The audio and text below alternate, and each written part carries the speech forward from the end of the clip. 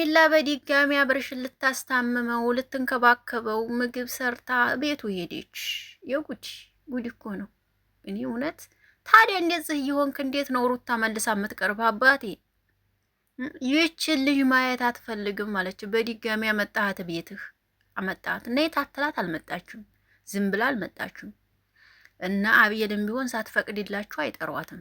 እውነት ለመናገር ነጭ ነጩን እናውራ ዛሬ ነይ ብትላት ነው የመጣችው ዛሬ። እውነት ለመናገር በድጋሚ ቤት ጠርተህ አመጣሃት። አሁንም ደግሞ ታይልሃለ የበለሰ እንዲትርቅህ እያደረግክ ነው ያለው።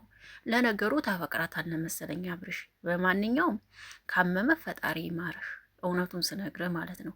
ነገር ግን ደግመህ ሄርሚላን ወደ ቤት ማምጣት የለብህም ነበር። አንቺ ደግሞ ከህይወቱ ውልቅ በይ ስትባይ መውጣትም አቃተሽ መሰለኝ። ለነገሩ ተስፋ እየሰጠሽ ነው፣ አይፈረድብሽም። ተስፋ ባይሰጥሽ ኑሮ ከዚህ በኋላ አንቺን ማገኘት አልፈልግም ቢል ኑሮ መምጣትም ማገኘትም አፈልግም ነበር። የትም ብትሄድ የትም ብትዞር ሩታ የኔ የመሰለሽ ቆንጆ አታገኝም። እውነቱን ነው የምነግርህ። ከጸባይ ጸባይ ሁሉን ነገር ችላ የምትኖር እንቁ ሴት ነበረች። እውነቱን ነገር አሁንም ደግሞ ዝም አልልም ብለህ በድጋሚ ጠርተህ ቤት አመጣሃት።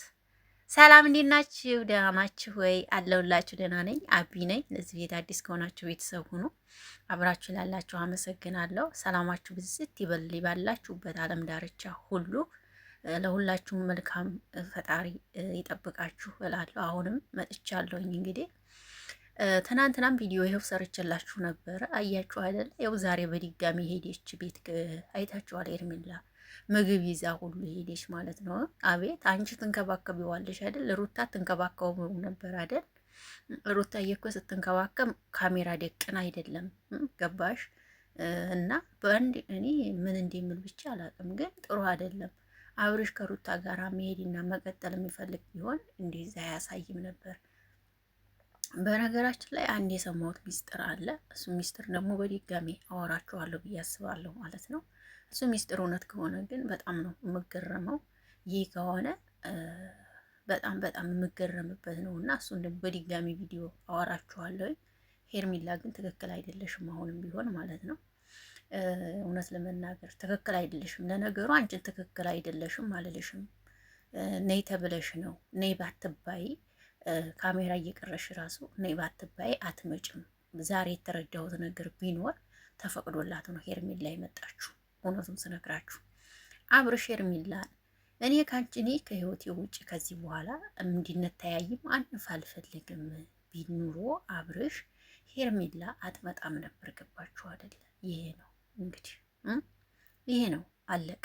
ስለዚህ እኔ አሁን በሄርሜላ አልፈርድም። በቃ ፊት እየሰጣት ያለው ይኸው አብርሽ ነው አለቀ።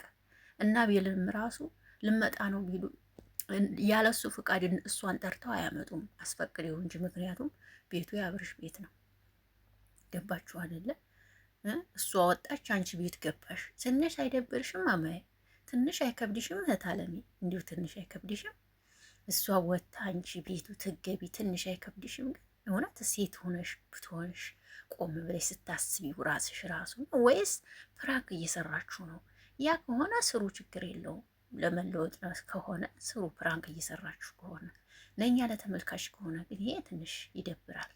ሩታ ከቤት ስትወጣ አንቺ ወደ ቤት መግባት ተገቢ ነው ብዬ አላስብም።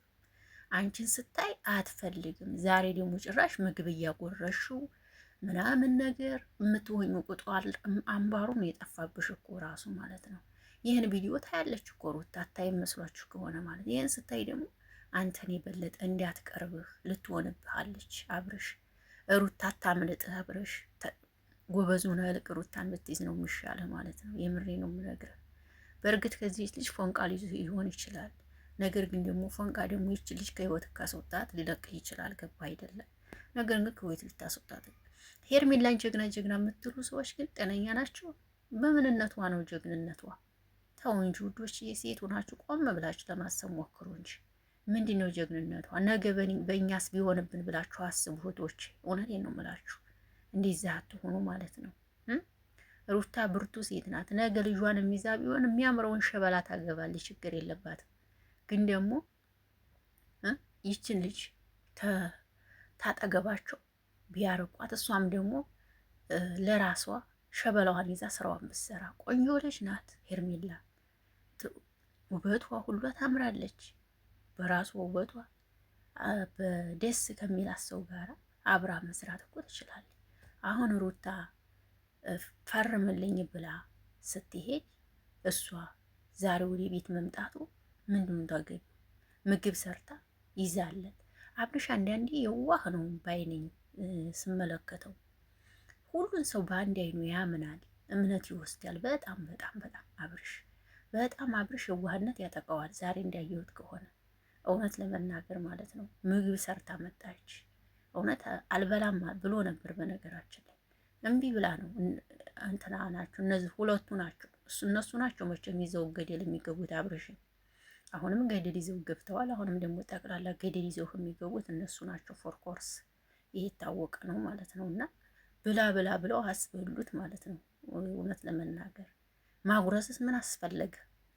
ማጉረስ ካስፈለገ እኮ እነሱ ያጎርሱት ነበር። አንቺ ሲጀመር ማጉረስስ ለምን አስፈለገ? ብቻ ስራችሁን እየሰራችሁ ከሆነ ስሩ፣ ችግር የለውም። ግን በዚህ ልክ እንደዚህ መሆን ተገቢ ነው ብዬ አላስብም እውነት ለመናገር እና አይዶን ነው። እናንተ ደግሞ እስቲ ሀሳባችሁን ስጡበት። እንደኔ ግን ትክክል አይደሉም። አብርሽም ትክክል አይደለም። ሩታዬ እኮ ካሜራ ደቅና አይደለም የምትንከባከበው። እውነት ሩታ በጣም ተንከባከበዋለች። እውነቱን ስነግራችሁ ብዙ ጊዜ እሷ ካሜራ ላይ መታየት አትፈልግም። ከካሜራ ጀርባ ነው። ሩታ ታውቃላችሁ፣ ኢንስታግራም እና ዩቲዩብ ብቻ ነው ያላት። ኤፍቢ ቲክቶክ እንኳን የላትም። አያችሁ፣ ብዙም የሚዲያ ሰው አይደለችም ሩታ። ብዙም ሚዲያ ደስ አይላትም ሩታ፣ እውነት ለመናገር ማለት ነው። ምንም በቃ እውነት ኢንስታግራም ራሱ አሁን ላይ ነው የከፈተችው። ኤፍቢም ቢሆን እንደዛው ማለት ነው። ይህን ብዙም አይደለችም፣ እንደዚህ አይደለችም ማለት ነው። አያችሁ፣ ቲክቶክ እንኳን የላትም። ቲክቶክ ብቅ ብትል ህዝቡ ሰፍ ብሎ ነው የሚወዳት፣ ግን እሱ የለችም ቲክቶክ ላይ። አያችሁ አይደለም? ይህን ያክል ናት ሩታና አንቺ በዚህ ልክ እንደዚህ መሆንሽ ተገቢ ነው ብዬ አላስብም። ለማንኛውም ብትረጋጊ አሪፍ ነው ብዬ አስባለሁ። ሰው ቢናገርሽ ለምን ተናገሩኝ አትበይ።